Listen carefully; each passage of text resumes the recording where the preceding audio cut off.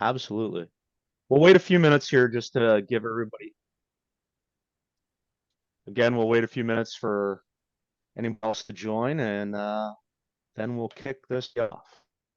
So I can let you guys laugh at us, Vancouverites. We are in snow day number 2. We've had 8 inches so far in Vancouver, 28 out in the valley. It's snowing now, and yeah, I'm enjoying the the lack of precipitation we had November, December. Mother Nature gave it to us all in 2 days. So Vancouver shut down, folks. That's what happens when we get white stuff. Pretty much.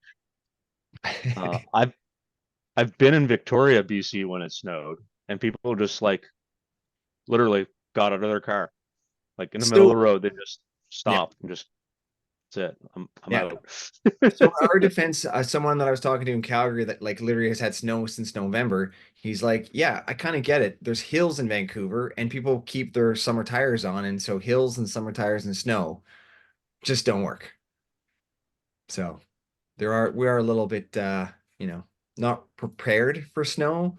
And so when we get it, but also too, the snow budget in Vancouver is like something like $1 million and like gets done in like 3 days. So if the snow Yeah, continues past Saturday, Vancouver hit the budget on snow removal.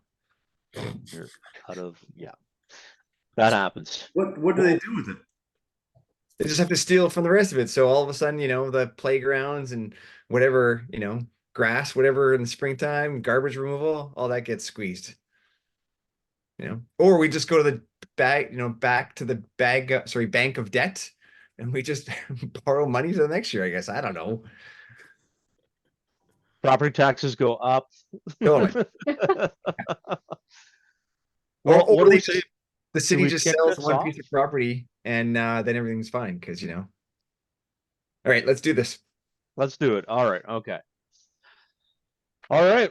Welcome everybody to BS&BEER Canada. BS standing for Building Science. My name is Aaron Jones. I am a carpenter and a builder on Grand Manan Island in New Brunswick, Canada. And I'm enthusiastic about the next generation and building better. And over to you, Connor. Hey everybody, I'm Connor Malloy. I'm based in Toronto, Ontario. I'm a builder, designer, and educator. I work full-time teaching skilled trade students in a college program at Georgetown College, and I'm excited to be here as well and chat about all things building science. In honor of today's guest, I'm doing dry January, so I looked for sober caulking enthusiast. They didn't have that. They had sober carpenter, so this one's for you, Aaron. Yep. And yeah, it's supposed to be an IPA. We're going to see what it tastes like. So that's me. Over to you, Sean. Well, good evening, everyone. I am in Vancouver. It is Sean Sainamore, and as I indicated earlier, Vancouver shut down. So I'm in my cozy abode staring at snowflakes, which is, maybe more of a typical thing in the rest of Canada, North America. I do appreciate that we've kind of moved away from the polar vortex or Arctic outflow to hopefully some nicer weather conditions next week. So we don't have a lot of people complaining. I'm the VP of construction with Clay Construction and focusing our efforts on high performance and applying Passive House principles to all the builds we do. And this evening, because of not wanting to get to the local liquor store, I'm kind of continuing on with last month's with Dominion Cider, and this one is the Magic Hour. So maybe applicable to the Magic Hour with our guest speaker today, Nate, which I appreciate because he's been hanging out in my office since August because for those that might have got a lovely Flash Me shirt last year, you got to have that lovely picture of Nate. So Nate, great to have you here. And Lori, over to you. Hey, folks. So exciting to be here for the first BS&BEER Canada of 2024. So welcome back, everybody. So I'm Lori Rand, and I am in Halifax over my shoulder. Oops, over there. And I am a Passive House designer And I actually run two companies. I am the co-owner, co-founder of Habit Studio, and we design single-family passive house projects and sustainable retrofits. And I also work with the Recover Initiative, and Recover is a retrofit accelerator that is just ramping up here in Atlantic Canada. So I, similar to Connor, only even lamer, I've got a cup of tea. So not that yours is lame, Connor, but you know, it's mighty close to bedtime here in Halifax, so I'm sticking to just a hot beverage on a cold night. So yeah, excited to see what we get up to tonight. Well, I'd like to introduce our special guest this evening. Some might say he's the guru of sealants. Personally, I believe he is an excellent person, and he's gonna maybe just flex a little for us on some sealants, and hopefully make us a little cocky, elevate our sealant game. Nate? I'm blown away by that intro. Wow. I'm glad this was recorded. I think I'm gonna show that to my wife later. Thanks for having me. It's an honor to be with you folks and to have about an hour to talk about sealants. I work for Sashco, and we're not going to make tonight too Sashco focused, though I'm happy to walk through the brands, quickly and answer any questions that you may have. I'll tell you a little bit about myself. So I actually have a chemistry background and spent a few years in an R&D lab formulating coatings, and I managed to work my way into product development, and that works pretty nicely, I think, because I think I can kind of understand, the lingo of the chemists who are developing, new products. And I like to think that I can understand, kind of the building science and understand the customer, right? What do we really need in a product? And I found Sashco 3 years ago, and I basically convinced them that what I should do for Sashco was the same thing I was doing now, just a little thicker, right? I mean, a coating is 5 mils, and a sealant is 1/4 inch or so, right? And they bought that, and so now here I am, and I love it. Sashco is a great company to work for, and I'm pretty happy. I am in the factory right now. I'm in a conference room, but there's no alcohol allowed in the factory, so it's water for me tonight. All right.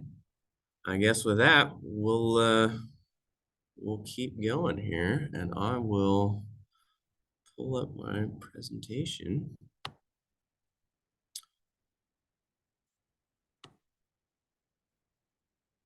All right. So to start things off, when talking about sealants, I'm gonna actually start by talking about some applications that we should at least consider sealants for. Then we'll start getting into, what I really like, the chemistry of the sealants, maybe how to pick the best sealant for a job, and we'll go from there. But I do want to give a disclaimer that I'm only going to talk about one category of sealants, okay? There's a lot of different things that you could want out of a sealant, right? You could want something that's the perfect color. You could want something that dries really fast so that you can paint over it, right? There are aesthetic reasons to use sealants. And it's not that we don't care about that at Sashco, but it's not our focus, okay? We're really into the performance sealants, right? So a lot of what I'm going to talk about tonight is related to durability and performance, and maintaining a good air seal, a good water seal. And so if we have folks that are interested in more of the aesthetic thing, we can talk about that at some point. I think with this crowd, I can probably just completely skip this slide. But the point is, sealants are part of our water and our air control layer, right? They're important for both of those. And so we'll break down a few of those, okay? When it comes to sealants as part of the control layer, every once in a while, I'll get somebody who kind of, wants to argue with me a little bit. And I like that, actually. I like a good discussion. And they'll tell me, Nate, if you build a roof right, you don't need any sealant. And I think from a theoretical perspective, I get what they're, where they're coming from.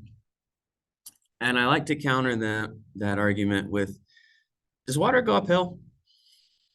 Because I get that, if you lap everything just right and, have everything flashed and water's just coming down the slope of the roof, theoretically, you wouldn't need any sealant. But I'm going to tell you that water goes uphill all the time, right? And so I have some examples of that here. This is just me and my kitchen table with some water, with some red and blue food coloring there. And I've put a paper towel in, right? And what does the water do? It goes up the paper towel and into this third cup here, where now we're getting some green, right? Same thing here on the right.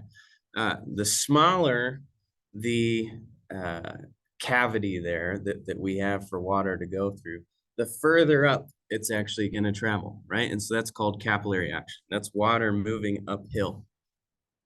And so the same thing is happening all over our building, right? So this is why we need sealants. So here's a phenomenal example of that. This can be caused by ice dams. This can be a stack effect thing. But in this picture and in this chart on the right, we've got water, right? We've got snow or ice there that is staying on our roof, okay? So as this snow or ice melts, capillary action is going to drive it up underneath those shingles. And it can actually get even worse here, right? So on this image on the right, we didn't do a very good job of maintaining, the air barrier on our lid there. And so our space there, why am I blanking on the word? Go figure that would happen. Our attic, not a difficult word. Don't worry, I'll forget a bunch of chemicals later too.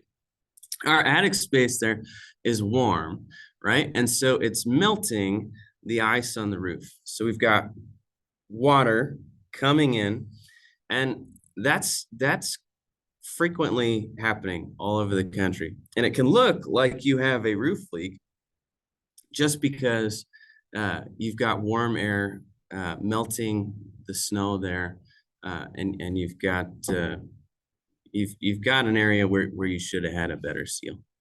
Okay. If we move to the control layer of the air control layer, we're talking about seams, right?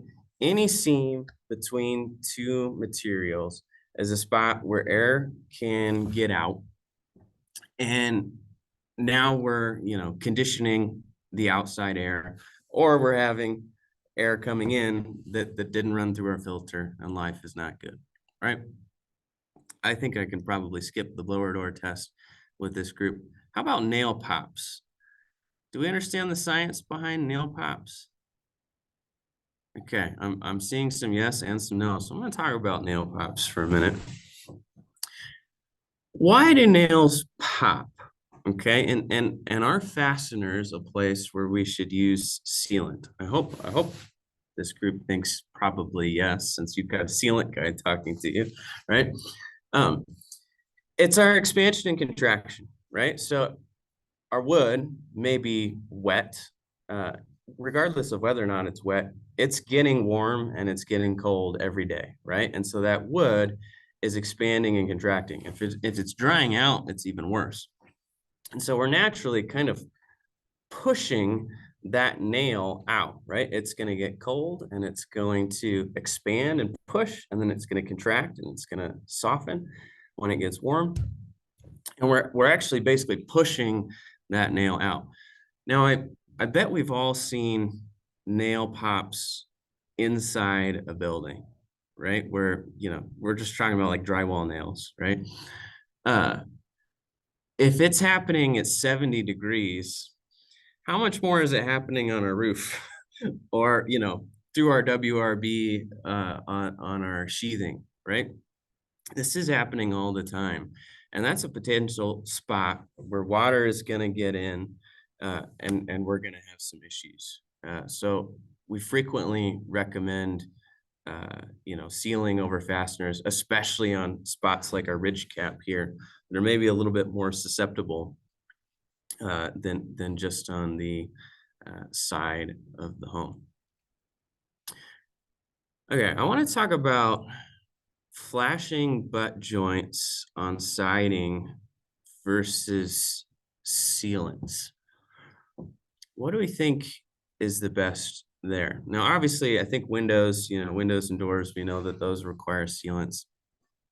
What about just these butt joints? And I've got a couple images there, right?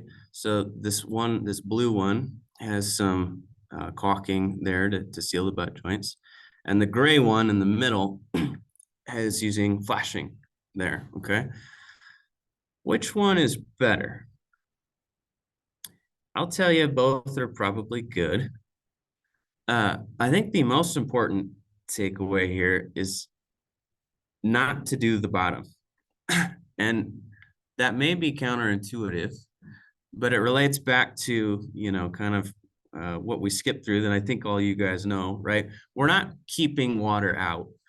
We're guiding it down, out, and away, right? If we seal the bottom of this with some sealant, we're potentially trapping it in, right? Because we may get a failure somewhere on this wall. Water may come in, and now we're turning our wall into a balloon, right? It's not good. We're trapping the water in there. So we don't want to seal the bottom here. We want that water to be able to get out if it ever comes in. And I think by saying that, I've kind of answered the other question too, right? I'm saying water's going to get in at some point.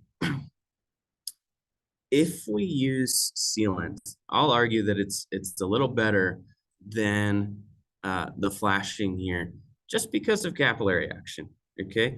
If we've got, just like on the roof, if we've got snow butting up to that wall, water is gonna get in, and flashing actually may encourage a little bit more water to get in. Now, it's gonna get in from the bottom either way. We want it to be able to get out, but sealant there, if it doesn't fail, is gonna, in my opinion, do a better job of keeping that water out. Is that controversial? Anyone disagree with that? Okay, we can come back to that at the end. We'll come back to that at the end. I would offer you could do both. I love it. You could do both. I love it. Cool. Do those arms look familiar? This is Aaron. This is another. I have no idea. Those arms look slightly younger. The view looks good though. I know that view. So this is another spot that we like to talk about. This detail has been rising in popularity. So this is our sill plate connection, where we've got our foundation wall, and we're putting our bottom plate on top of that with sill seal in the middle, right? Sill seal does a great job of acting as a capillary break to keep that capillary action from taking water up the concrete into our wall assembly. But it's not an air barrier, okay? And so here, Aaron is using some big stretch to run a bead underneath and on top of that sill seal to keep air from coming into our building, which is great. As a side note, we have started recommending Lexcel for this application, not big stretch. So I'd love to get some new pictures at some point, but that's neither here nor there. Sean, you have a comment? Sorry, I have some because I was about to do this and Aaron said, Sean, use Lexel. And so I did it. So I have photos for you. Awesome. I love that. Cool. All right. You remember all the way back at the beginning when we talked about the different things that you could want in a sealant? These are some of those things, okay? And what I think is interesting about this, we surveyed a few hundred, roofers, siders, and painters and said, what's most important to you? And it's not that fast dry time or, low price is unimportant. But number one, number two, and number three, across the board, it changed up a little bit between them, but it was always durability, waterproof, and resistance to cracking. In my mind, that's all the same thing. It's just durability, right? If sealants are not generally, allowing water to seep through, right? They're waterproof unless they've cracked or they've lost their adhesion, right? So it's all durability. So we're going to talk about durability a lot. This one's a little different, okay? We asked those same folks, what is the biggest pain in the butt, okay? And the answer is basically weather, right? So 40% of people said rain is the most serious problem I have to worry about, right? Then it's humidity, still moisture, right? Then hot and cold, and then it's sticking to multiple surfaces and odor and stuff like that. But for this reason, we'll also focus a lot on how different sealants are going to perform given various weather conditions. And I imagine in this crew, maybe the cold weather would creep up a little higher, so we can talk about that, okay? Let's talk about what makes a sealant durable. I think you can boil it down to three things, okay? It's adhesion, it's elasticity, and it's relaxation. And we'll go in order here, and we'll spend quite a bit of time here. But I do want to highlight that it's all three of these things, okay? I think we all understand adhesion really, really well, right? It's very easy to look at a TDS and say, oh, on glass, this sealant has 5 pounds per linear inch of adhesion, and this one has 27 pounds per linear inch of adhesion. I'm going to choose the one with more, right? And it's not that that's a bad choice, but we are missing 2 of the 3 legs of the stool here that make a sealant really, really good. So let's talk about all of them. So adhesion is how well it sticks, right? There is kind of a call it a little bit of a misconception or an old wives' tale that I like to talk about here. And maybe I'm the only one who thinks about it, but it's because I came from paint, right? I came from coatings. Have you heard the term high solids before when it comes to sealants or paint? In paint, high solids is meant to convey that this is a good thing, okay? It's related to coverage, right? So if I have 2 gallons and one is 90% solids and one is 70% solids, the 90% solids paint should cover better than the 70% solids, right? You're leaving more behind. And as long as there's, more pigment in there, you might be able to get away with 2 coats instead of 3, okay? So it is kind of a good thing. But paint is way, way thinner than caulking, okay? And so caulking actually can suffer from a detriment if you get too high in solids. Because what this graphic is showing here is that when you zoom into any surface, I don't care if it's wood, glass, a textile, whatever it is, everything has a little bit of micro roughness when you look at it at a microscopic level. And so that's what we're pretending here, right? We're looking at some wood that's got some microscopic valleys and ridges here.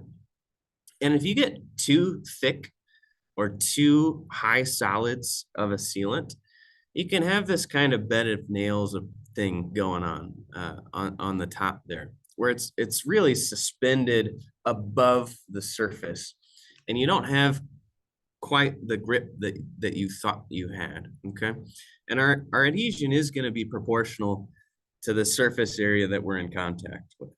Okay, so I just like to show that just to think about, you know, real high solids, real thick products. Now, same thing can happen when it's cold, by the way.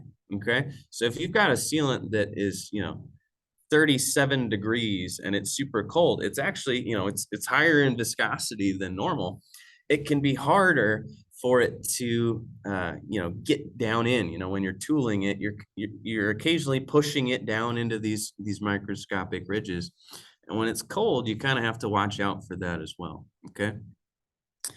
This bottom one is nice. This is where we want to live. So if it has some water or some solvent in it, that can help wick into the surface, take the polymer with it, and life is good. Okay. All right, let's talk about elasticity for a minute. Elasticity is how much movement a sealant can take. How much can it stretch? I think a lot of times people confuse this with flexibility. And so I want to point out the distinction there. A piece of paper is very flexible. It is not elastic. Does that make sense? Right? So if I have this paper I'll tear out, right? It can move this way a bunch. This way, not at all. Right? Does that make sense? So people will use it interchangeably, but you know, we're talking about stretching in 2 dimensions with the joint. Okay. And I think that most people get that this is important, right?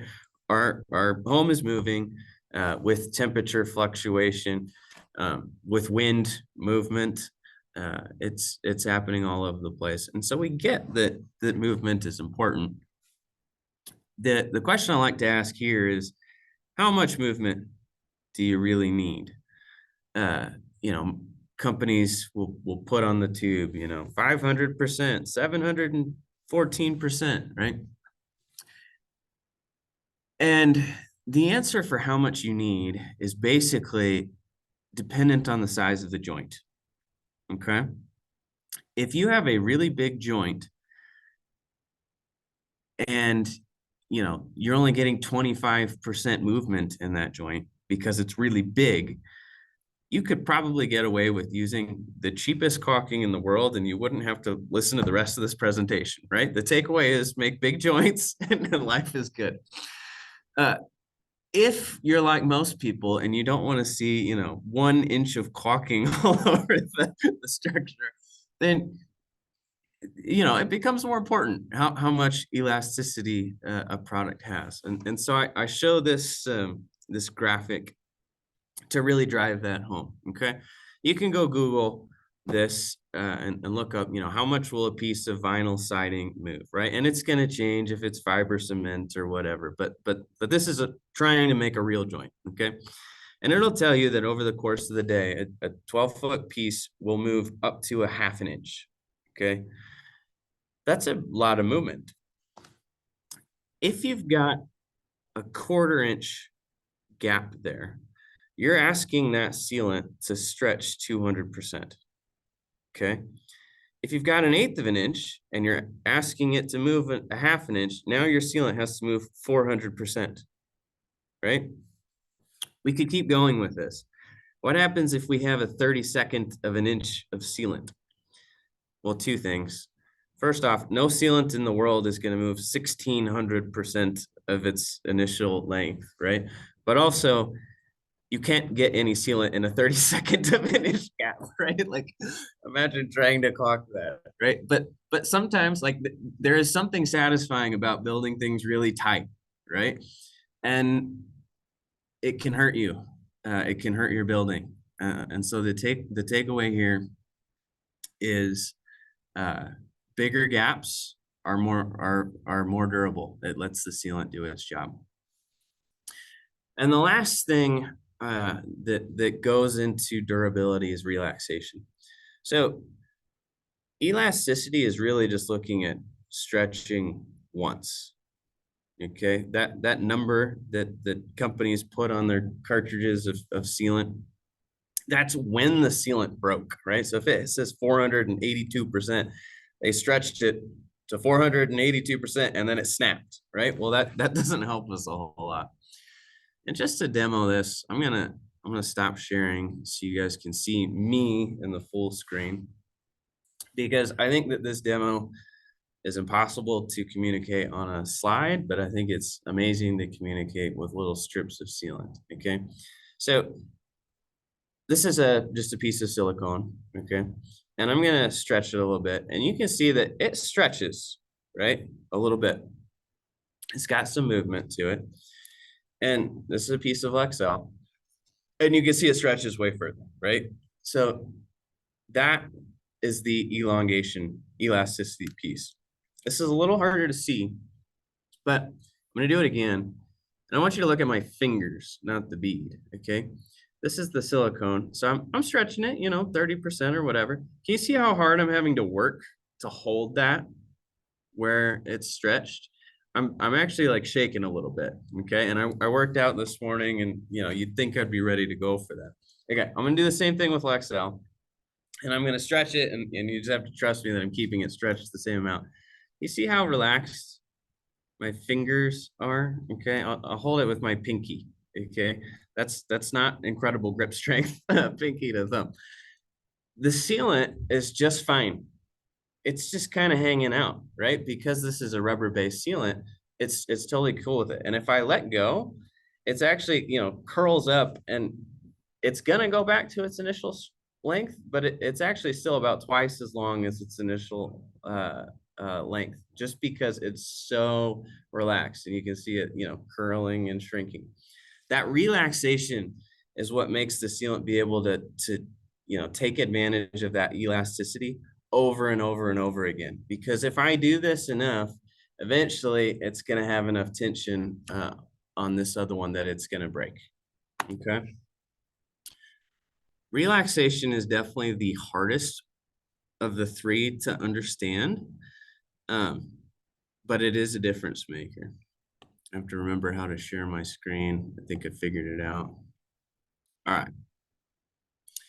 Questions here, because this is kind of the crux of the whole thing. All right, I'm gonna keep moving. Keep on moving, my friend. All right. I think this is just kind of cool. If we understand how these three play together, we can predict if the sealant's gonna fail or not. Okay. And how it fails. So this one makes sense, right? If a sealant doesn't stick and it doesn't move, it's gonna fail adhesively, right? It's gonna peel off the surface. If a sealant sticks super well, but it doesn't move, it's gonna fail cohesively, right? It's gonna crack, and you get that spider webbing. Which of the two of these is worse? I would tell you they're about the same. our air barrier is compromised, our moisture barrier is compromised, either way, right? Maybe the cohesive failure is slightly better just because it looks bad, and maybe a homeowner will go fix it, right? Whereas the adhesive one, it doesn't look awful, right? So we might just leave it there forever because we're not thinking about it. This one's the really bad one. What if a sealant sticks super, super well, doesn't move? If the movement's happening, right, in this theoretical joint that we're talking about, right? So let's pretend we're joining two pieces of wood, right? The wood is trying to move. The sealant is, we basically used an adhesive here, right? We didn't use a sealant. We used a glue. It might actually pull the wood fibers apart, right? And so now we may be damaging, the structure, and we've got more repair work to do. And again, it doesn't look like a major failure if all you can see is the sealant, even though our air barrier or our moisture barrier is compromised. So not good. This third one, or this fourth one, obviously is pretty sweet. But I like to throw this one in there as kind of a curveball, just to drive home this point that adhesion isn't everything, right? Imagine, if you will, a sealant that only has 1 pound per linear inch of adhesion, right? It's barely on there, but it has infinite ability to stretch and relax. It will never fail, right? Because we're not testing the adhesion, right? It's just moving freely. And so I think that's kind of a cool way to think about, you know, adhesion isn't everything. It's important, but we can actually, adhesion can be a detriment, depending on the other two components here. All right, let's talk about what sealant manufacturers do. So here at Sashco, we're basically mixing 4 main things together to make sealants, okay? The resin is what I'll call the sticky stuff. And you could think of this kind of like tree sap, right? That is one type of resin. Tree sap would do a pretty good job of giving you a moisture or an air barrier, right? It would also be impossible to work with. Okay, so if we skip up one, maybe I should reorder these, but we thin it down with some solvent or some water, right? And that makes it so we can tool it nicely. Again, it makes it so that it wicks into the surface a little bit better. It makes it so that we can use the product. Color is also important, right? So we're mixing in pigment. These are almost like little pieces of sand, right? When it's, you know, truly a color, it's even more finely crushed up pieces of pigment that give us our color. Now, I show you some different types, right? Just in case you hear of, you know, TiO2 or organic fillers or whatever. But I also show you what it gives you over here on the right, okay? Here, we say that pigment is giving you toughness. Is that a good thing or a bad thing? Give me a thumbs up or a thumbs down. It can depend. In general, I'm gonna say it's a bad thing, right? I think I just spent, you know, 10 minutes talking about the fact that what we want is relaxation. We don't want toughness in our sealants. So I think this is kind of cool. A clear will pretty much always outperform, you know, the white or the black or the brown or whatever it is in the same line, right? So if we're comparing colors, clear is going to outperform your colors in general because it doesn't have this pigment adding color to it. It's going to have more of that ability to relax. It's going to have a lower tensile strength. That's what you look for on a TDS if you want to understand relaxation. Okay. And then the last component is basically what I lump into this category of other stuff. Okay. That's things that we can use to manipulate various properties, right? So maybe we want a sealant to dry faster. We can put in dryers. Maybe it doesn't have great adhesion to plastic. We can put in an adhesion promoter that helps our adhesion to plastic, right? Maybe we picked a resin or a pigment that doesn't really do a great job in the sun, right? The sun hits it and it yellows or it chalks. We can put in UV absorbers that basically will sacrificially absorb the sunlight and break down to protect the rest of what's in the sealant. And so, again, the performance of a sealant is going to depend on all of these things, but what's probably the most important, where we're getting the bulk of our performance, is from the resin. Okay, so we'll break those down a little bit more. I'll tell you, now there was a whole list there, right? Acrylic, copolymer, silicone, urethane, hybrid. I'll tell you that there are basically 2 categories of sealants. And I think you can predict a lot about how the sealant is going to perform based on which category it falls into, okay? There's reactive sealants and there's evaporative sealants. And what we're talking about there is how it dries, okay? So reactive products are actually reacting with humidity in the air, atmospheric moisture, to cross-link and form a chemical network, and that's how they cure, okay? Evaporative products have water or solvent in them, and that water or solvent needs to evaporate out of the film, okay? So you get a few properties from just how you dry, okay? Typically, the reactive products are going to be faster dry, okay? Not always the case. We might starve the system of water and, have a product down here that's, 90% solids, and it might dry pretty quickly. But typically, these reactive products are going to dry pretty fast. Interestingly, if it's not drying fast enough for you, you can actually spritz these with water and it will dry faster. Not something that you want to do down here if you've got an evaporative product. I've had that call before where it's like, hey, this big stretch isn't drying and I've been spraying it every day. What's going on? Like, yeah, no kidding. That works with the urethane, not so much with big stretch, okay? A lot of times these will be, they'll have shorter shelf lives, okay? Because they're reacting with water. Once you puncture that foil seal or open them up, it's starting to cure, right? So you might not be able to reuse it quite as easily as some of the others where, you can just put a little tape over it or whatever and you're good to go.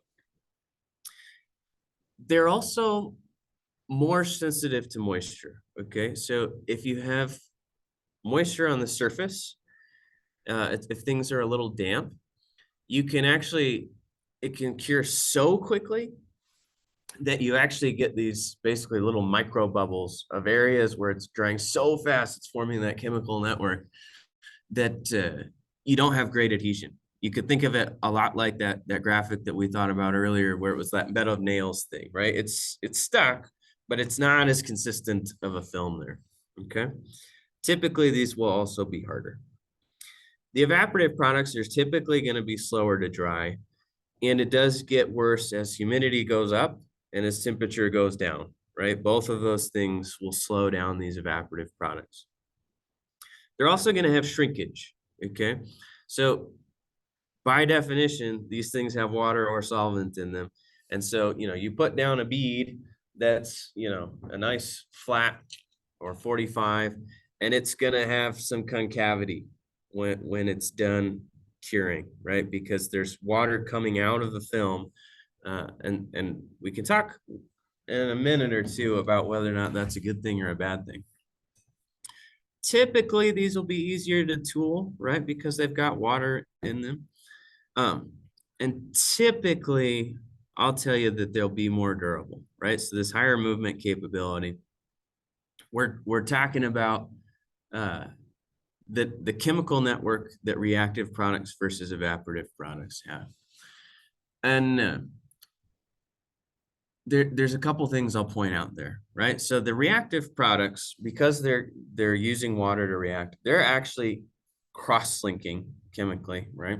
So they're basically forming an integrated network that is stuck, okay? And now you can design those to have some give between them, but your chemical network is your chemical network, okay? The evaporative products are not actually linking together, okay? They're basically stacking on top of one another, okay? And so that is part of why typically they'll have more give, right? Because the polymers are just next to each other. They're not interlocked, okay? So a lot of times that means more relaxation, maybe less adhesion, okay? There's another analogy I like to point to because I think you can see there's kind of an inverse relationship between dry time and durability that I'm kind of hinting at here, okay? I'm saying you can either have a really fast dry time or you can have something that's a little bit more durable. And so the analogy I like to use is I like to talk about cooking, specifically meat, okay? So imagine for me, if you will, that you've got two stakes, okay? One, I'm gonna take and I'm gonna put in my slow cooker at 135 degrees for 12 hours, okay? It could be a sous vide, it could be a smoker, whatever. And then I'm gonna pull it out. The other one, I'm gonna get my grill as hot as I possibly can, and I'm gonna cook it for 8 minutes, okay? The first steak is gonna be way more tender than the second steak, right? It's gonna be cooked the same throughout.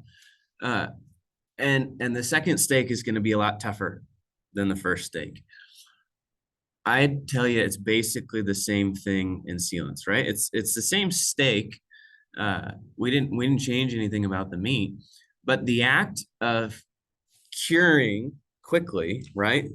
Cooking that meat, doing it really fast, even if it's, even if you didn't get the middle, that outside is gonna have a crust on it, right? That's gonna be it's gonna have some crispiness to it. And crispiness in this case, not so good. Okay. So Nate, one question. What is the sealant of a reverse sear? Pardon? What's the sealant equivalent of a reverse sear? Where you get that thing up to 800 degrees, you quickly sear 30 seconds each side, and then you rest on the low temp side for a longer time. Is there a sealant equivalent? That's a great That would question. be 30-minute dry silicone. That's what that is. Is that the low adhesion but flexible No, it's not. or elastic and relaxed? I tell you what, let me come back to that. Because you're stumping me. You're stumping me. I'm trying to think about, like, is that actually a technology? And I haven't come up with anything yet. And actually, a serious question for you on this slide. Okay. In the previous slide, you focused a lot on language and you looked at adhesion, you talked about elasticity, and you talked about relaxation. So in that current slide, you're just on, when you use the word higher movement capability, is movement referring to both elasticity and relaxation? Yeah, I'm kind of lumping them into one. And I'm also trying to remove my bias here a little bit, because I am leading the witness, right? We only make one type of these, okay? We only make either reactive or evaporative products, right? And I am a believer in that, but there are use cases for reactive products, right? Totally. I actually love people will play a game with me sometimes, I think, where they'll try to get me to recommend a different technology or a competitive product. And I do it all the time, actually. And I think it's kind of fun. It's typically not in areas where there's going to be movement. Mm-hmm. Okay. And maybe this is a good segue into, the difference between adhesives and sealants, right? There are totally areas where you don't want to have a movement, right? If you're sealing two things, or if you're joining two things that you don't want to move, you should not use a product from Sashco. You should use an adhesive. If you're joining two things that you know are going to move, you probably want to use a sealant, not an adhesive or a glue. And we could talk about examples of that. I'll give you my favorite one, just because you brought it up. I had a guy call me and say, "Hey, I was mounting a sink underneath a countertop, and I didn't want to use any fasteners, so I put the thing on with Lexel." I thought that was hilarious, because guess what happens when you fill up the sink with water? Gets really heavy, right? And guess what Lexel is gonna do? It's gonna be like, "Oh, sweet, I'm gonna stretch," right? And so the sink was sagging, and I'm like, "Yeah, that you should have used an adhesive," right? Not good, right? And so there are lots of other examples. In commercial kitchens, you just have to use a silicone, right? Because it's food grade. You don't have to worry about that in homes. But there are totally examples where you should use other technologies. But yes, I am saying that basically the evaporative ones are going to be more durable because they do more of these second two. Okay. Typically, not always, but typically the reactive products will have better adhesion. Okay. Like if you look at urethanes always win the adhesion category, right? And that's definitely cohesive, right? So how well they stick to each other, they're pretty hard, right? I mean, if you think about, putting a urethane finish on like a chair, right? I mean, same technology, right? It's a hard, enamel-like finish. Great for adhesion, not so good in these other categories. Does that answer your question, Connor? Yeah, it does. Yeah, it's great. Thank you. Sweet. So here's your cheat sheet. So urethanes and silicones, and then hybrids, sometimes these get called STPs, sometimes STPEs. Those are your reactives. And then your evaporatives are your copolymers and your acrylics or latex. Now, I do want to point something out, okay, because hopefully you guys have seen latex sealants or caulking that you would not classify as high performance. And I would be the first to say, you got to be careful with this acrylic category, okay? What I've given you are hopefully some tools to make some good choices, but you can absolutely go with, I'll call it cheaper or more economical acrylic latex product here, and you can build it with not that much solvent so that it's fast dry and so that it doesn't move a whole lot, right? And so typically your painter's caulks are actually in the same category of resin that your high performance acrylics are going to be in, okay? So, manufacturers are pretty good at getting what they want out of a sealant. So you just kind of have to watch for that, okay?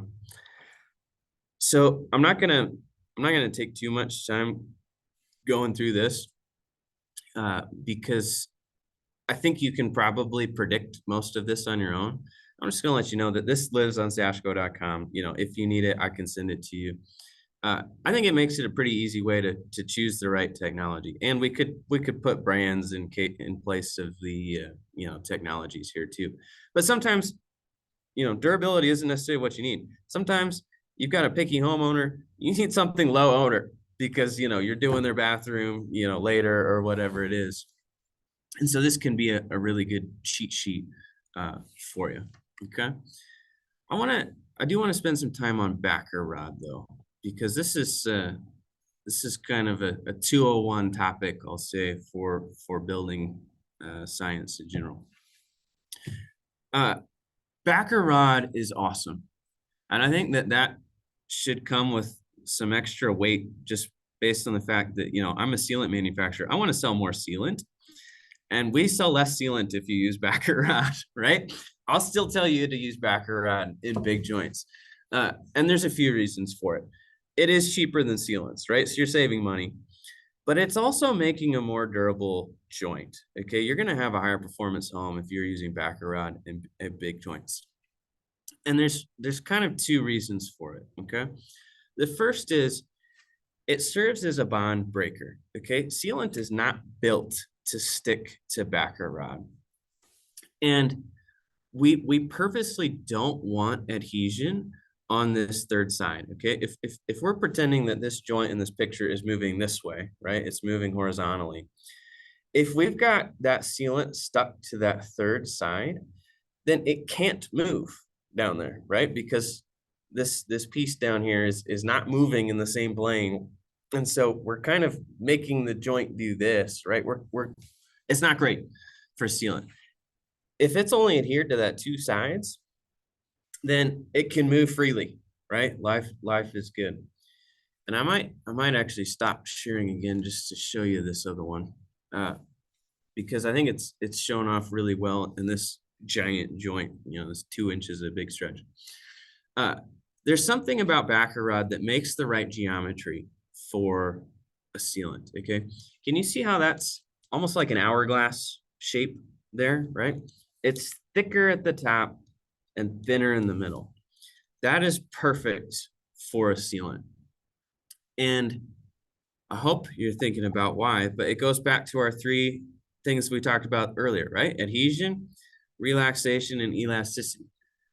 More sealant on the edge of this joint is good for adhesion, right? Our adhesion is proportional to the surface area that we're on, right? So we've got more surface area, so that's awesome. Thinner in the middle means that it's more relaxed, right? If this was super thick, if I had a giant piece, you know, a giant rope that was 2 inches thick of Lexel, it'd still be hard to pull on just because there's more of it to pull on, right? So if this was sealant that was this thick, I wouldn't be able to move it nearly as well as I can, you know, push and pull on this. So actually having it thinner there makes it so that it can relax and so that it can stretch easier. So this geometry that a backer rod in there gives us is actually pretty sweet. And so I like that. I think I have more that I could talk through, but I think we're about at time. And that was the bulk of what I wanted to get through. So is this a good time to pause for questions? I'm gonna say that that presentation was through the roof. Sweet. Would you like me to spend a minute talking about each brand really quickly? Yes. I would love you to talk about that, and maybe just because it's we're all of us experience, including the US, are experiencing cold drops. If you could just talk also about like working temps of some of those products. Yeah, totally. Excellent question. I'm glad you brought it up because I meant to talk about it. I'm gonna skip through that stuff. Okay. Big Stretch is our windows, doors, and siding product mainly. It is water-based, so you cannot use it below freezing, and we're a conservative company, so we call it 40 degrees Fahrenheit. And I suppose I should have had all the Celsius conversions in my head, but is it 5? Okay, that checks we'll out for 5 me. on that one. Yeah. Okay. Yeah, it's phenomenal. It's easy to work with. And it is kind of mainly what we recommend for, you know, air sealing. Lexel is phenomenal when you can't use Big Stretch. Okay. It can go below freezing. You'd probably have to get this to like -60-ish C to get it to freeze. I mean, it's not happening on this planet.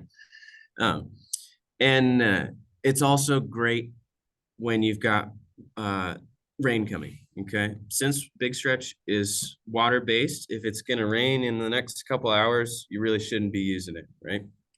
Or a foggy day. Or a foggy day and you want to put a window in.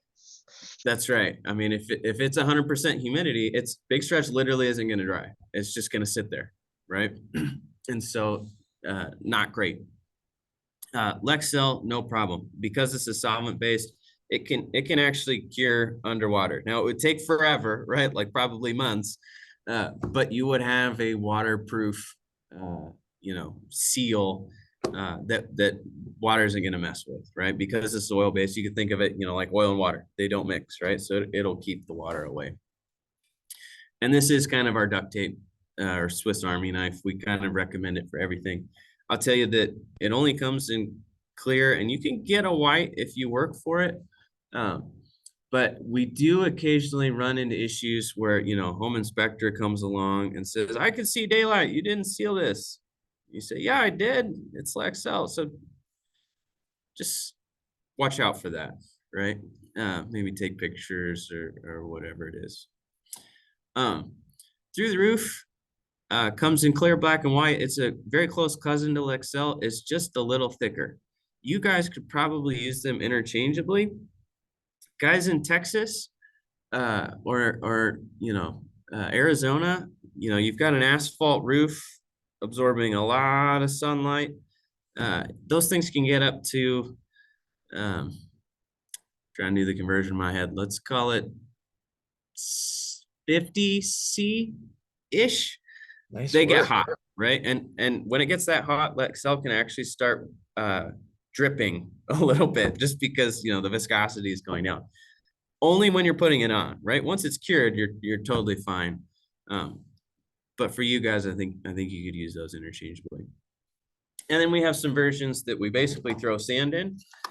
So Moreflex is designed to look like mortar or stucco, but it's designed to move, right? So great for repair work, but then also, you know, you have a brick to siding transition or garage door kind of thing going on. Great to get a good seal there. Same thing for concrete. I will give you a disclaimer on this one, right? All of our stuff is probably the slowest to dry that you're going to find. Typically that doesn't matter because no one's going up and, you know, touching the roof or the siding. But they are on horizontal concrete, right? They're walking on it, they're driving on it. So just be prepared for that. Okay, it's designed to last. There are a lot of, you know, 2-component epoxies and stuff that you can use in concrete, and they'll dry in 2 minutes, but they might not be there next winter or next summer. You know, they might not survive the winter. But definitely watch out for the dry time on that one. What's the working temp Nate of that product? So everything other than Moreflex and Through the Roof is gonna, or I'm sorry, everything other than Lexcel and Through the Roof is gonna be 5 or above. Gotcha. Because everything else is water-based. Good question. Exact Color is our solution to color. So with this one, you can add whatever paint you want to make a custom color. Okay, we make this caulking super thin. It's kind of a Elmer's glue consistency, and we give you a syringe. So you grab whatever paint you're using and you just pull the same paint into that syringe, and you actually put it into this cartridge of caulking. You shake it up, and then we give you a thickener. And so you take the thickener and you put it in, shake it up, and you'll actually hear it go from liquid to like a caulking consistency, where like you can hear, you know, it's shaking around in there. And then after about 5 seconds, you'll shake it and you say, I don't hear anything. And that's it thickening up. And so it's cool. It gives you a sweet match. Very popular for cabinetry because you can put stains in here. Also very popular for pre-painted siding.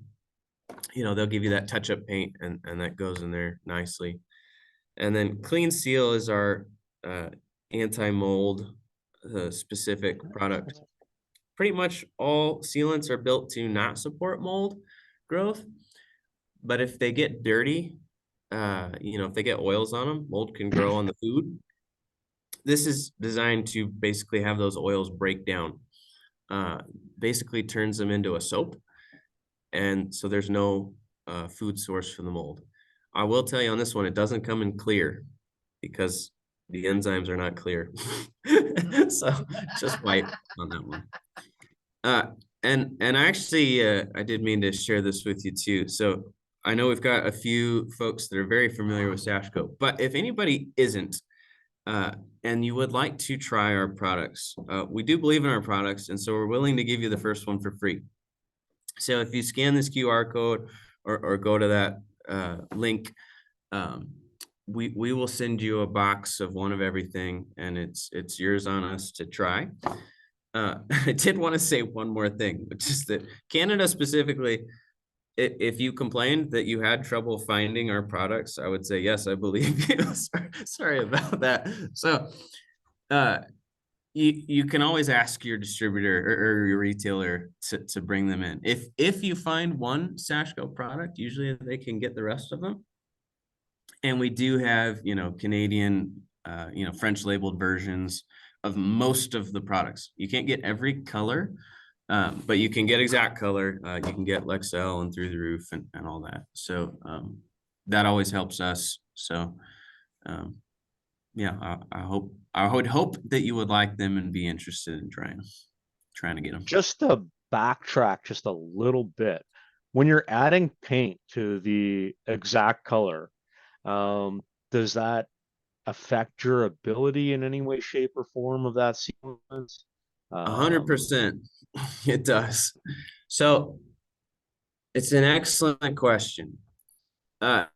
If you're just doing a gray, I would use Big Stretch Gray, not Exact Color, for two reasons. One, it's cheaper. Okay, this is fairly expensive because it comes with all this other stuff, right? So hopefully that makes sense.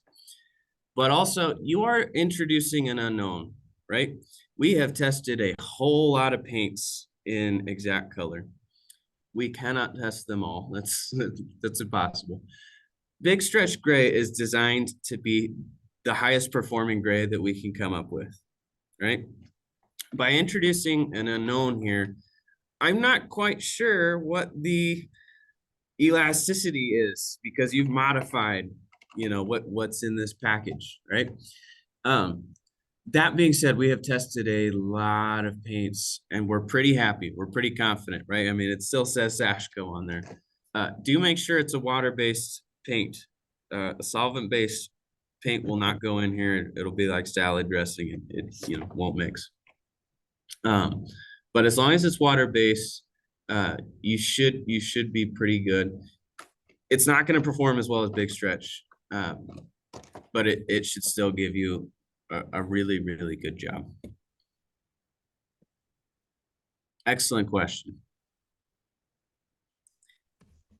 So is that to say, Nate, just to go up that maybe it's recommended to use Exact Color? Do we have any questions? Keep going, Connor. Oh, yeah, I just want to clarify if Exact Color, because it has some, maybe it's not functioning at the highest level of the pre-colored blend. Should that be used more for, as you said, millwork and interiors? We're not relying on it for like weather and water management per se. We still do recommend it for exterior applications all the time. We kind of go back to what we talked about before, right? Bigger joint is good. Gotcha. It's still going to be way more durable than a silicone. I can tell you that, right? And so in terms of elevating, the durability of what we're doing, it's still going to be a big step up from a lot of what's out there. I would never use it in that sill plate application because you're not going to see it, right? But Right. there's some times where you just like, you got a weird blue siding or something that you're doing and you can't find that color. You could totally put, Big Stretch white or Big Stretch gray in there and then paint it. Or if you want to, get it all done that day and not have to worry about it, you could use Exact Color. So we like to provide options, but, we're pretty confident in Exact Color. Otherwise, we wouldn't sell it. Understandably. Thanks. Maybe a good analogy would be that clear versus pigmented thing, right? So we talked about Big Stretch Gray is not as durable as Big Stretch Clear.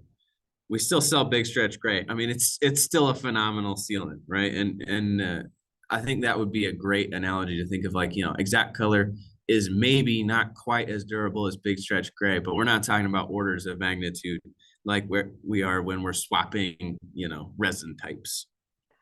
I feel like if Les, he's the owner, right? Owner founder of Sashco.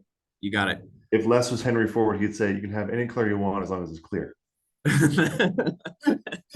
Yeah, we probably offer the smallest amount of colors of the manufacturers out there, and that is somewhat strategic. we think we make up for it with this one.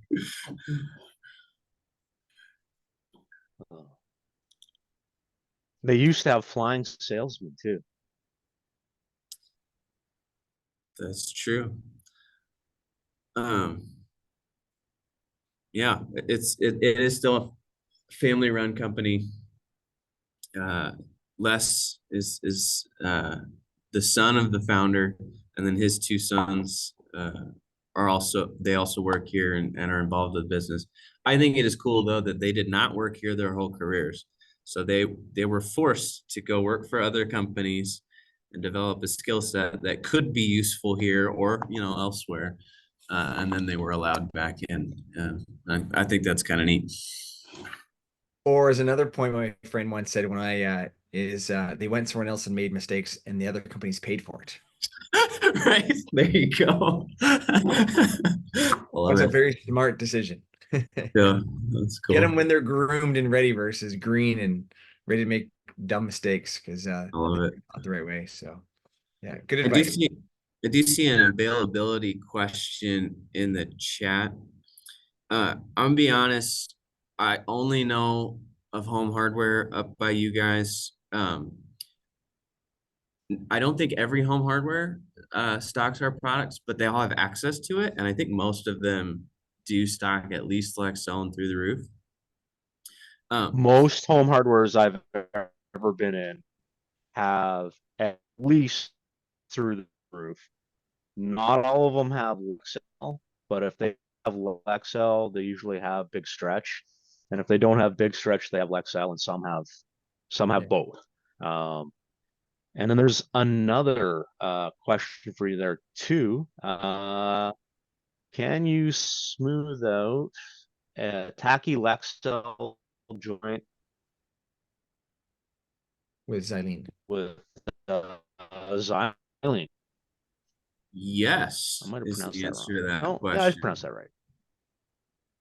Excellent question. So Okay. I'll expand on that a little bit more too. So all of our water-based stuff is pretty easy to tool. And then also, soap and water cleanup, for your fingers and whatnot.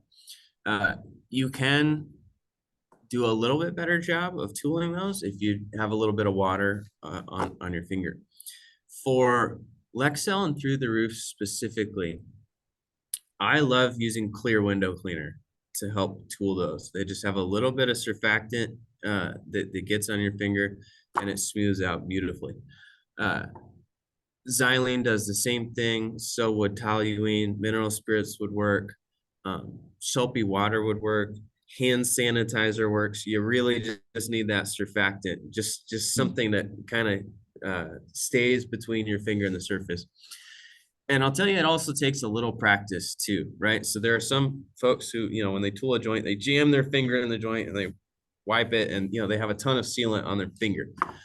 If you do that, this effect, you won't see it at all. You basically have to glide over the surface and you're just kind of shaping it, right? You think of yourself more as a potter where you're just kind of shaping the clay. And as long as you glide over the surface instead of jamming your finger into it, you'll feel it. It's kind of cool how easy it makes tooling Lexel. And I will say too, if you don't do that, tooling Lexel is kind of a nightmare.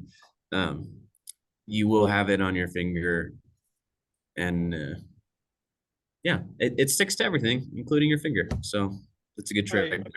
I asked the question because I guess yes, with it, but any surfactant, if that then gets between the two surfaces that I'm trying to seal, that then becomes a weak point. Whereas xylene would, or toluene, how's it pronounced? Toluene, yeah.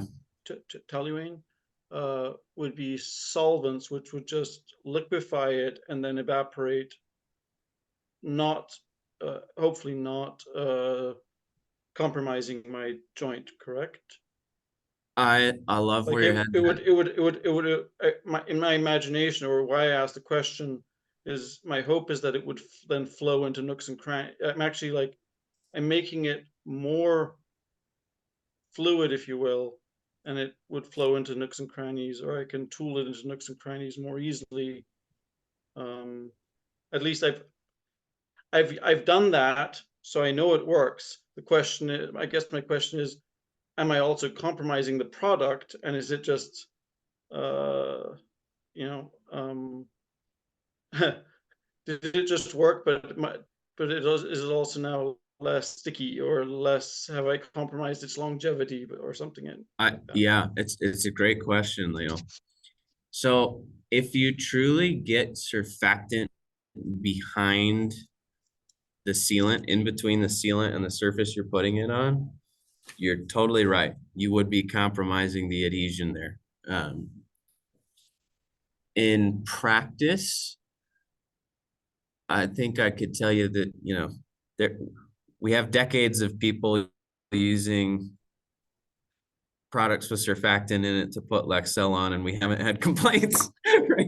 And so, yeah, I would not put a surfactant on, then put Lexel on, and then tool it, right? But as long as you I guess just smoothing it it was down, also just not me getting being it behind slow, it. and it tacking up on me, and me needing a solution to Ah, kind of rework it a little bit, and something that had become very, very messy. I was like, what can I do to like make this look good again? so there, And that, you're 100% right. A surfactant wouldn't help you. yeah, And you're right. You would need to use something like xylene. And actually, xylene is probably the best thing that you could use in that instance just where you're trying to get it just wear gloves and soft a again. respirator. Yeah, exactly. Exactly. It's the best thing for this task, but not for your health. Quick follow-up on this topic. As a Star Wars advocate, Nate, have you ever said Tatooine instead of Tatooine when discussing kind of surfactants? I don't think I've ever made that mistake, but I love it.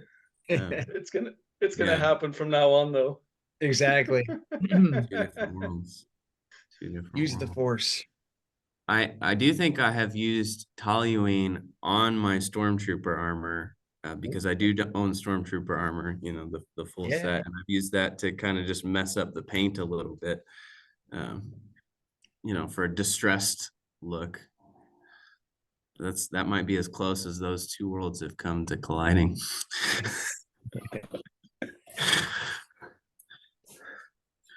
And now you know more about me than you ever thought you would. All good. You're talking to the right kind of people. Perfect. Did you get your lightsaber chopsticks? I still have not found the lightsaber chopsticks. Okay. Yeah, I think we bought some at some point. My wife and I did like kind of his and hers honeymoons. We both went on, both trips, but I took her to Costa Rica and then she took me to Star Wars Celebration, which is a convention with, 50,000 other Star Wars nerds. Nice. And I think we bought lightsaber chopsticks there and I cannot find them.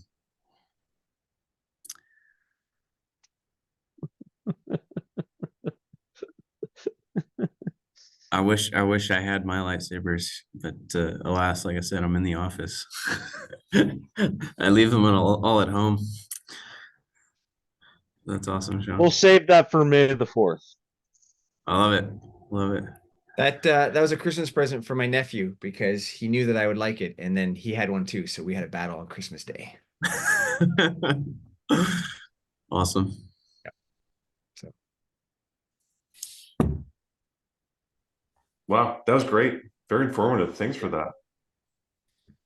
My pleasure. I know we didn't talk too much about specific products today too, but I'll tell you that we're pretty available. You can always, DM us on, Sashco Nate or, if you have my email or whatnot, I'm happy to provide that.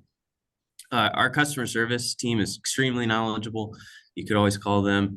And, if you're not sure that you have the right product for the job, you're always welcome to get a hold of me. And like I said, I think it's fun when I recommend other technologies too. So I'm happy to do that, whether it's our brand or something else. And for personal experience, I can say that Sashco is extremely responsive. Like I have literally finished the email and received a phone call before, I even went anywhere. And yeah, they will steer you in the right direction whenever they can. See, one more came through the chat too. Do the tubes come with lids? What's the best way to reseal? So, no, currently we don't provide any lids for the tubes. Once you've cut the nozzle and, there may be a foil seal, like you can see this one has a foil seal there. Once you've punctured that, there are a lot of options. what I see the most, honestly, is just people put a nail in there, and that does a pretty good job. And again, it kind of relates back to that, is it reactive or is it evaporative? All the stuff we make is evaporative. So just by putting a nail in, you probably have 6 months where you're not going to have to throw out that tube. I see people use painter's tape all the time. Again, does a great job. You can use saran wrap to seal it, does a great job. And then there are companies that sell, plugs or, condom looking things that go on these. And, it's probably a silicone, and those also do a great job.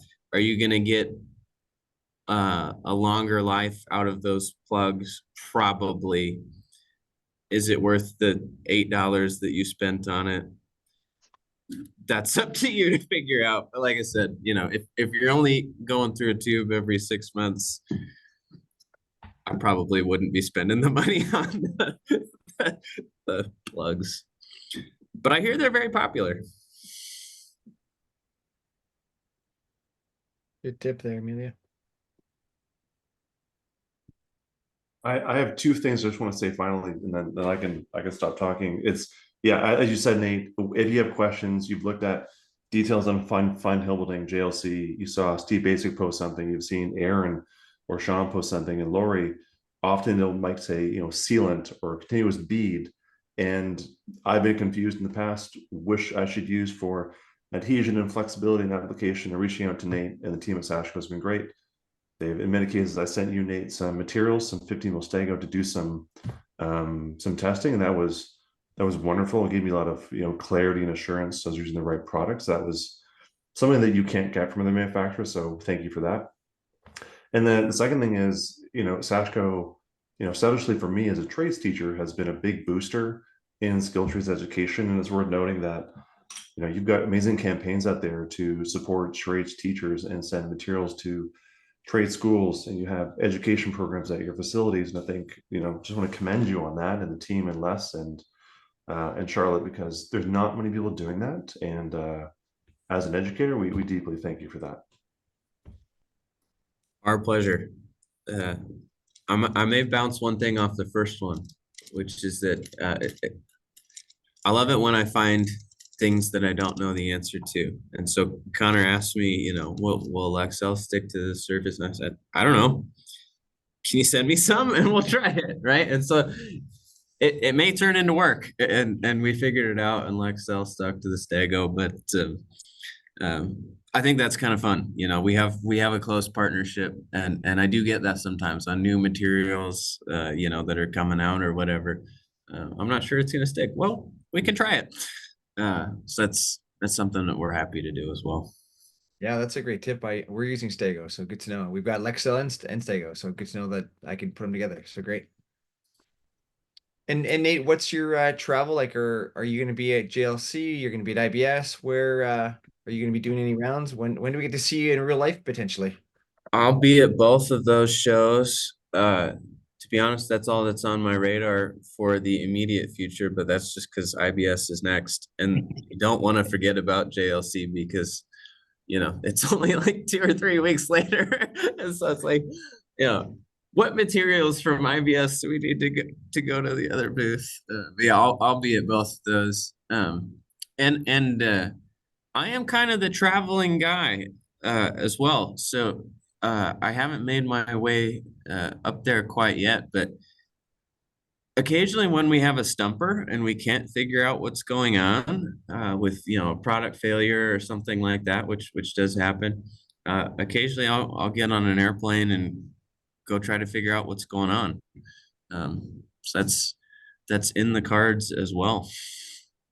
Well, I'm gonna do my best to break some more stuff, Nate. That's awesome. So that you can come visit.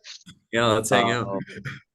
But I also heard a rumor that there might be like some building science of some sort happening in Vegas at the Sashco booth. You maybe kind of allude to any of that, or is that still under wraps? I'm not, if it's under wraps, then I haven't been told to keep it under wraps. So, yeah, I think we're gonna do a lot of fun things at this Sashco booth. You know, Connor alluded to the fact that we have a pretty big emphasis on education. And so Les, our owner, is actually going to be there doing a session just for teachers where it's kind of a class on sealants. And, you know, I'll call today kind of the 201 class. You know, this was like, you know, more building science and technology. That one's really a 101 class for like, you know, how do you hold a caulking gun and things like that. And it's things that students, you know, someone who's never done it before can get some really good tips. And then we are also gonna have some kind of live BS&BEER going on with some exciting guests. And that's gonna be actually part of the Sashco booth. We've got a portion of it segmented just for that. So that would be awesome. You should definitely swing by, and the actual schedule will probably be posted closer to the event. So I can't tell you, you know, who to catch at 5 o'clock on Thursday yet, but yeah, we'll be talking building science in there. So you're encouraged to swing by and check that out. Yeah, I know the teachers event is 11 o'clock Tuesday and Wednesday. So teachers out there, that's when you want to go see Les. So that's great. I mean, again, might change between now and then, but that was the original dates for times for those two really important dates, which is events, which is really good. So yeah, all I know is last year I got hit in the face with Lexel. So if you see a red car, give yourself distance, because when that Lexel snaps and it's got a whip, you don't want to take one in the eye. And next time, goggles, maybe a full face mask. That's what I'm bringing down to the booth when that car is flying around. I think because of that injury, we're not bringing it this year. So, but we will still have a lot of fun. All you had to do was tell people to look down at the Flash Me sticker, and it was fine. Right Over top of their heads. There you go. Maybe I was worried again, the car tipping over. Didn't realize the more dangerous of the Lexel whipping me in the face. Yeah. We do have a lot of fun with that. Just for anyone who doesn't know what Sean's talking about, we took this demo that I did, and we did it with, you know, a 6-foot bead of Lexel. It's basically like a cartridge's worth of Lexel. I made it pretty thick. And, you know, when you stretch something like this, you know, 30, 40 feet, and it finally breaks, it has some stopping power to it. Yeah. And I was more worried of the driver falling out of the car. Nope. Next time, whoever's driving it, they can take as much space they want. I don't care. Staying away. We have had kids do that demo before, and when we have kids, I do kind of insert myself as like the sacrificial lamb or whatever. I like try to dive in front of the snapback. Yeah, I don't think we've had any serious injuries. No, lots of fun. Again, great demonstration of how great the product is. So it's a lot of fun. I dig the chemistry joke here on the pH and all the fours. That's good. Cool. Anything else today? You know what? It's funny. None of us have ever taken the pH as a chemistry joke. No. Is that not what it's for? No, but it's great. It came out of But it's amazing. Yeah. It's amazing. I'm glad that you thought of that, because it's just added like more value to that saying to me. So that's thank you, Nate. Yeah. Yeah, no problem. I think technically it would be lowercase p, uppercase h if it was the pH I'm thinking about. So it's probably you're probably right. Fair enough. I like that. Depending on the cause, we may change the Reddit. Everything is multifaceted. Like Flash Me Day. Like Flash Me Day. Yeah. There you go. If nobody has any more questions, we should probably wrap this up so Nate can go digging for his lightsaber chopsticks, and we'll catch him in February. Sounds awesome. Getting lots of Thanks, Nate.